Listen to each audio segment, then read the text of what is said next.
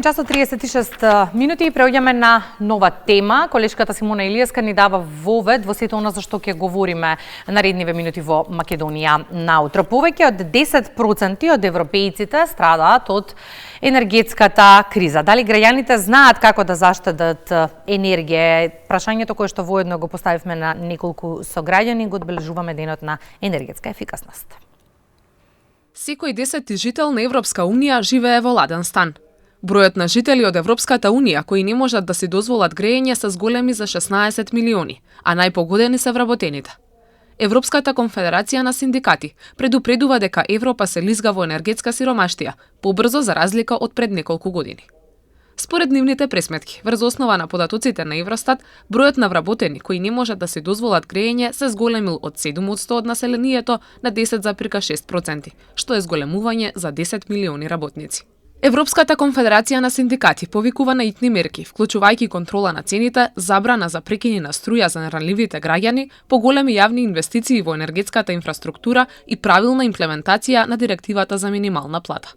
Повеќе од 363.000 луѓе умираат од студ годишно во Европа. Овој пораст на енергетската сиромаштија бара итна акција за да се обезбеди пристап до енергија за сите, предупредуваат од таму. Постојат многу начини за штедење електрична енергија, а од одговорите што ги добивме на спроведената анкета, во Македонија најпознат и најчест начин за штедење е да се користат големите потрошувачи во домаќинството на ефтина струја, односно по 22 часот. Како се штеди да не уклучуваш? Абе, се штеди. Се знае кога е навечер, поевтината. Тога и преку недела исто се штеди. Тоа те. И мали болери да се уклучува кој че е, или термопечки, кој че е ефтината струја. До 13 часот уклучуваме да речеме поред, некој работи релни да се прави јадење нешто и така. Како не уклучува? Ефтина струја, на ефтина струја достап да работиш и тоа е. Како се штеди? Што знам кој како сака? Знаеме како се штеди. Како се штеди? На ефтина струја све да си работиш, тоа е штедењето. Има ефект? Има. Според последните објавени податоци од Евростат за минатата година, Македонија има најскапа електрична енергија за домаќинствата во регионот, со просечна цена од 6,8 денари за киловат час. Веднаш по неа се Албанија и Црнагора со цена од над 5,5 денари, додека најниска цена има Косово со 4,5 денари, што е речиси за 34% поевтино од кај нас.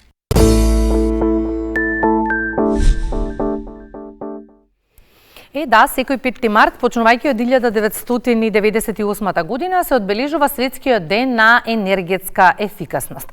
Целта е да се подигне свеста за потребата од намалување на потрошувачката на енергија преку разумно и одржливо користење на истата во секојдневното живење.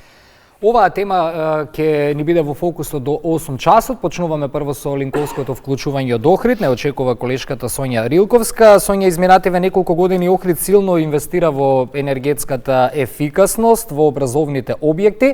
Во сите училишта се подобрува инфраструктурата, во дел се поставени фотоволтаици. Имаме една информација која што ќе ни ја резимираш во продолжение. Повели. Така е, Ване, добро утро повторно. Како што споменавте, Општина Охрид последниве години силно инвестира во енергетска ефикасност, а фокусот е ставен токму на образовните институции.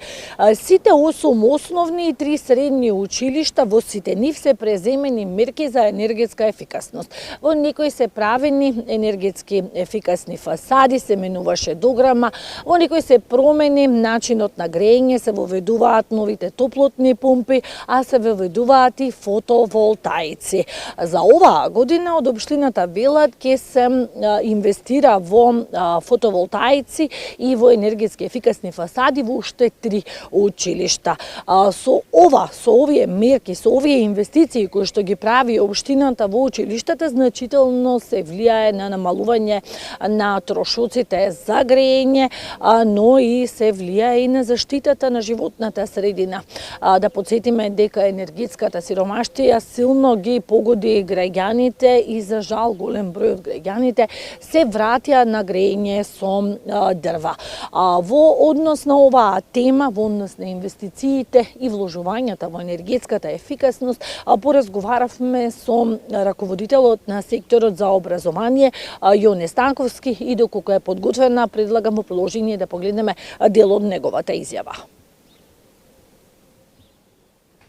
Претходно сите училишта добија енергетски ефикасни фасади со промена на дограмата, така да овој процес во 2025 година целосно ќе го заокружиме со уште овие 3 училишта со кои што негде инвестицијата е негде над 1.500.000 евра, дел од средства се од како заем и кредит од Светска банка, дел се донаторски средства од Светска банка и со своје учество влегува и општина Охрид и овој процес во дел на енергетски ефикасни училишта во 2025 година го завршуваме. Основното училиште Братство единство Крџамија, уште тоа училиште е кое што е едно од постарите училишта во општина Охрид во следниот период и таму ќе се промени дограмата, така да влегуваме во тој процес на заокружување на енергетски ефикасни училишта во секој домен. Има пресметки, има намалување на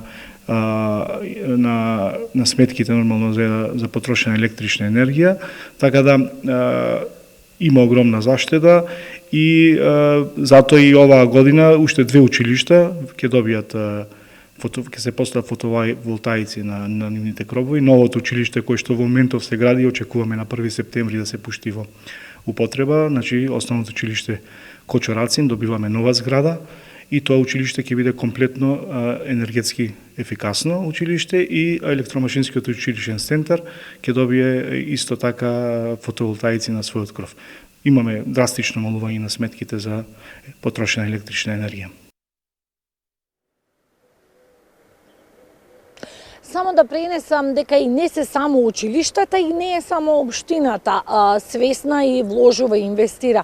Голем број од граѓаните инвестираат во фотоволтаици, во соларни панели, но и бизнис секторот, речиси во сите поголеми фабрики, фирми, предпријатија се вложува во соларни панели и во новите системи на грејење, кои што не само што ги намалуваат трошоците за електрична енергија на месечно, на годишно ниво, се исплатуваат овие инвестиции, велат се исплатуваат, но многу е важно да се напомене дека се влијае и врз заштитата на животната средина. Колеги, тоа би било се за ова наше второ јавување на оваа тема. Сонја, благодариме. Одличен вовед, секако заедно со прилогот на колешката Симона Илиевска. Беше тоа одличен вовед и за нашиот соговорник, кој што веќе го имаме во студијата. Токму така, разумни ли сме во потрошувачката и како да заштитиме електрична енергија? Наредниве минути разговараме со професор доктор Антон Чаушевски од Факултетот за електротехника и информатиски технологии. Добро утро, професор, и добре ми дојдовте во Македонија наутро. Добро утро, благодарам на поканата.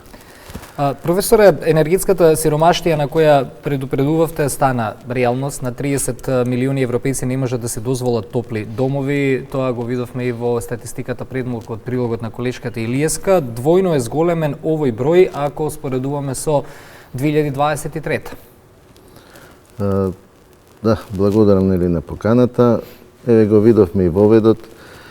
Околу енергетската сиромаштија овие бројки се фрапантни. Еве и јас од вас ги слушам, доста голем број, значи голем процент на европски граѓани што не може да си дозволат, нели, да си ги задоволат своите енергетски потреби, како лични, така и, нели, оние што се општествени и на работа или во школа и така натаму.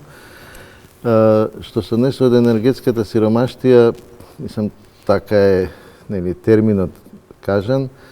Кај нас, дали сме научени да сме енергетски ефикасни или не, се зависи од економските можности, како приватно, нели, како на физички лица, она за собствениот приватен дом, така и за јавните установи, колку се финансиски моќни, да речеме, општините, државата, колку сме моќни да ги користиме оние фондови што се наменети за таа намена за подобрување на енергетската ефикасност, али во последно време во Македонија, значи се води сметка за енергетската ефикасност, значи максимално колку што може. Еве како што видовме и од прилогот, компаниите инвестираат нели во подобрување на енергетската ефикасност, фотоволтаици инсталираат на кров или на земја. Се во рамките да ги подобрат економските показатели на своето работење. Значи не дека е тоа некоја мода, меѓутоа тоа е, ете да кажем, една неминовност денеска за да се заштеди и во енергија, да се подобри екологијата на локално ниво и на крај сигурно да се подобри и финансиското работење, како приватно, така и за компанијата за која се работи. И различните ставови, професора, на релација Соединените Американски држави и Европска Унија околу ставањето крај на војната во Украина, неизвисноста од политиките на Русија и трговските војни на Трамп од друга страна, се уште ги држат цените на енергенсите високо на бирзите. Можат ли овие ситуации да предизвикаат нови шокови и нови кризи? Вака, цените на енергенсите, дали фосилните горива, гасот, природниот газ или електричната енергија, секако се многу зависни од политичките состојби во светот, би рекол. Не сме ние оние кои ја креираме таа политика. Значи, цената на нафтените деривати и природниот газ некако постабилно се движат со помали, да речеме, шокови нагоре или надолу во цените, ценовни шокови, додека електричната енергија стана една категорија која има многу динамичко однесување во рамките на цените, што се однесува дење, ноќе, сезона, лето, зима и така натаму. Значи стана доста непредвидлива, не би рекол непредвидлива, меѓутоа со овие сите технологии, со сите овие настани што се случуваат, доста, зборам за електричната енергија, доста динамична категорија, доста непредвидлива. Цената знае да отиде, да не кажем, од минус 10 евра по мегават сат, па да стигне до 200 евра во текот на 24 часа. Значи тоа е една несигурност и за економските, да речеме, како да ги наречем, компании кои финансиски работат и од тој аспект они финансираат во фотоволтаици. Европската конфедерација на синдикати ја повика Европската унија да вклучи мерки со кои што ќе се спречат високите енергетски трошоци. Сите анализи покажуваат дека над 70 милиони граѓани ќе бидат соочени со предизвикот како да ги платат сметките за струја. Сега повторно се враќаме на темата дека неопходно стануваат обновливите извори на енергија. Се реагирани ли на време? Па да, се реагира. Значи цените на електричната енергија се, да кажем, доста високо отидоа последните, ајде да кажем, 4-5 години после корона кризата, енергетската криза, за разлика од нафтените деривати и природниот газ, кои имаат една релативно стабилна цена. Тоа, значи, предизвика кај нас во Македонија една интензивна градба на фотоволтаици, па и ветерници, би рекол, значи, они обновливи извори на енергија, онолку колку што, да речеме, финансиски е можно и колку што се дозволува, нели, според оние технички прописи на преносните дистрибутивни компании и така натаму, да не навлегуваме во тоа. Значи, кај нас масовно се гради, туку имаат најголем бенефит, како што реков, компаниите, додека пак се уште домакинствата не може да го осетат тој, како да го речем, благодет од изградбата на фотоволтаиците, затоа што сепак во цената влегуваат и некои други фактори, нели, трошоци за пренос, за дистрибуција, што се независни од тоа дали ќе бидат обновливи извори или термоелектрана на јаглен. Значи, тука мислам дека е истата ситуација и во Европа, така што кај цената на електрична енергија може да се влијае со обновливите извори, меѓутоа не до толку како што очекуваме дека ќе падне цената или не знам. Споменавте дека имаме интерес голем за обновливи извори на енергија и тоа е факт изминативе години. Ги споменавме централите на јаглен и мазут и замената на истите или изградба на нови. Каков е впечатокот? Работиме ли интензивно на зеленото сценарио или се уште никако такове место или одиме бавно? Па јас како што гледам, како што е, нели, тоа ми е и, да кажеме, службена дејност, да ги пратам овие енергетски прилики кај нас и секако во регионот и светот. Ние последните години претежно сме фокусирани на обновливи извори, значи градиме фотоволтаици и ветерници, додека пак значи она го форсираме зеленото сценарио. Во Македонија се форсира зеленото сценарио, додека изградбата на оние, се спомнуваат термоцентрали или когенеративни постројки на природен газ што треба да се градат, кај нив работата оди малку поспоро, затоа што ако сакаме да изградиме, денеска да ја платиме и да ја нарачаме, таа ќе стигне за 3 години. Додека пак фотоволтаиците од временски аспект и од економски аспект се многу побрзо се градат и поевтино чинат. Во оваа статистика што ја кажавме за околу 70 милиони европејци кои што се соочуваат со можност за неплаќање на електричната енергија, влегува и статистика од Македонија. За жал, статистиките кај нас не се многу охрабрувачки, од 25 до 30% од македонското население во енергетска сиромаштија. Споменавте пред малку се форсира, велите, ова зелено сценарио, но освен форсирањето, каде сме со навиките на луѓето? Се менуваат ли навиките? Па, како што реков, се форсира зеленото сценарио, градат фотоволтаици, меѓутоа кои градат? Оние што имаат пари, што имаат можности. Сепак остануваат оние, како рековте, 20-30% енергетска сиромаштија, кои не може да си дозволат. Значи, не може да си дозволат да направат енергетски ефикасна фасада, што се прави денеска, значи, од архитектонско градежен аспект. Значи, накратко да кажам, значи, ако сакаме енергетски да заштедиме, се почнува од архитектонско градежен аспект, значи фасадата. Џабе ќе ставаме ние добри термосистеми за грејење или за ладење, ако ни бега таа топлина. Значи, сепак за индивидуалните, веројатно овде 20-30% се сметаат оние индивидуални објекти, станови и така натаму. Значи, они не може да си приуштат сепак да влезат во некоја инвестиција, да си ги подобрат изолацијата, да стават дограма, што се вика прозорци, како што оние ПВЦ и така натаму, да не навлегуваме во технологии. Значи, денеска имаме и материјали и технологии каде што може да се подобри енергетската ефикасност. Меѓутоа, сепак за физички лица тоа е малку, за одредена категорија малку потешко да дојде до тие средства. Но некои истражувања, професоре, велат дека и без инвестиции едно семејство, ако е рационално во трошењето, може да заштеди до 20% од електричната енергија. Ајде сега да ги проанализираме сите уреди кои што ги имаме дома. Што од сите уреди кои ги имаме, ако рационално ги користиме, можеме да заштедиме? Како тоа може да го направиме?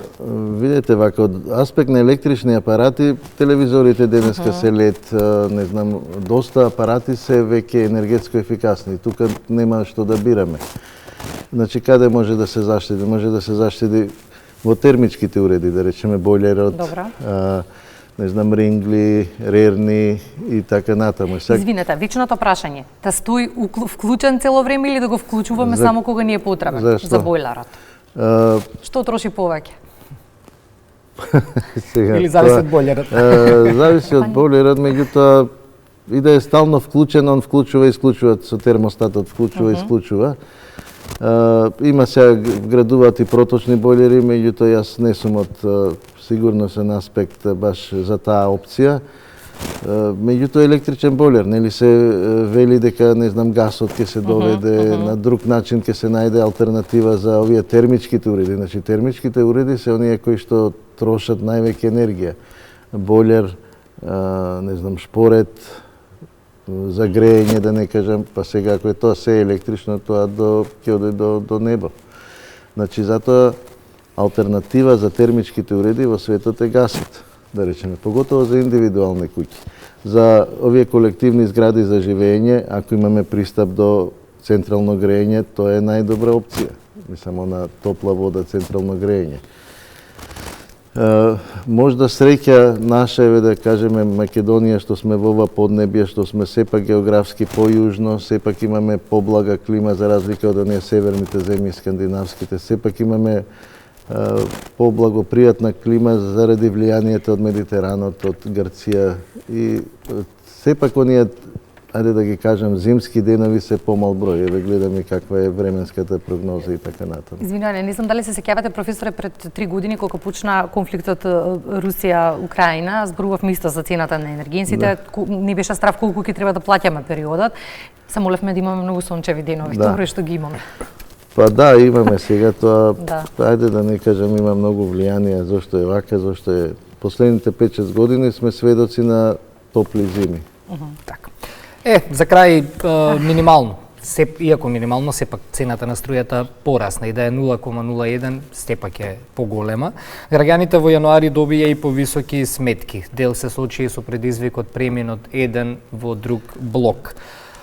Има сомнежи дека нели пресметките се погрешни, се бараат корекции од Евана од регулаторна комисија. Прашањето е колку системот на блок тарифи делува поттикнувачки за подобрување на енергетската ефикасност. Па, мислам и затоа се направени овие блок тарифите за да ги натераат, меѓутоа малку да размислат, еве што се вика да кој ќе ги удри по џебот домакините да размислат каде може да се заштеди и така натаму. Еве, што кажувате повисоки сметки, тоа и јас слушам, веројатно не делува баш како што треба овој начин со воведување на блок тарифи, затоа што сепак ако ние немаме избор, ако имаме само електрична енергија како опција во домот или таа ќе ја користиме. Ако имаме друга опција, не знам, газ, нафта или не знам што да кажам, други начини, ќе можеме да бираме или една или друга опција или трета и така натаму. Така што веројатно ова што кажувате околу високите сметки, фактури што ги има добиено и граѓаните и компаниите, не знам, не би навлегувал што е тоа, дали е погрешно читање, дали е ненавремено читање на броилата, дали има некоја техничка грешка, сепак тоа треба да го увиди. Да, тука се институциите да ги одбранат граѓаните. Не е прв пат да се случува тоа, се надеваме на нели дека ќе се реши овој проблем за кој што гласно се зборува изминативе недели, секако ќе се реши во полза на граѓаните. Можда и беше ладен месецот, не знам за јануари или па повеќе грејење, повеќе, не знам, не би навлегувал зашто како. Но генерално колку блок тарифите би ги поттикнале подобрувањето на енергетската ефикасност? Па кога немаме опција, нема што многу да помогне. Сега, ако ми е ладно, ќе вклучам, па колку да кошта, после ќе му ја мислам.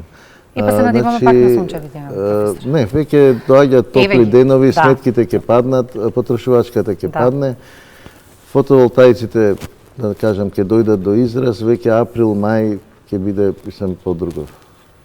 И благодариме многу за анализата и гостувањето. Благодарам и на вас.